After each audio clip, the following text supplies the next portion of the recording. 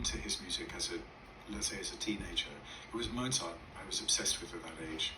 So when I was approached by Harmonia Mundi about making this recording, I had to think long and hard about sort of what's the reason for doing this in a way. And I sort of had to confront a lot of those issues, as it were, my own issues with Haydn.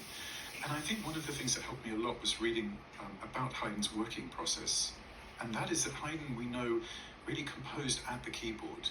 He was a person who improvised at the piano, kind of worked out his ideas in real time at the keyboard. This is in stark contrast to a person like Mozart, in a sense, who really comes very much with fully conceived ideas and then writes them down.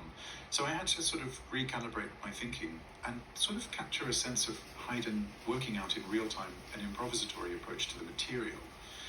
And that means with Haydn, one has to be very on the lookout for kind of understanding the DNA of the articulation of the motives in question. Otherwise, the music can have a sort of slightly flat quality, if that makes sense. It's an interesting piece, isn't it? I mean, how would you characterise it? I mean, there seems to be a sort of Domenico Scarlatti element. Absolutely right. And who knows if they knew Scarlatti so much, but somehow it was in the water.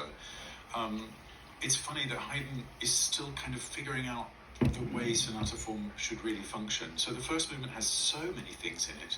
It's almost a little bit crammed too full. But then he sort of hits on this amazingly melancholy and intimate adagio.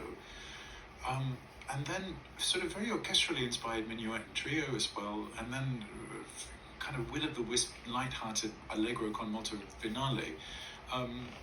But it sort of is over in a flash, in a sense, but it also it's just jam-packed with material and constant shifts in character and colour register as well. Haydn is very experimental with that in this piece. Mm.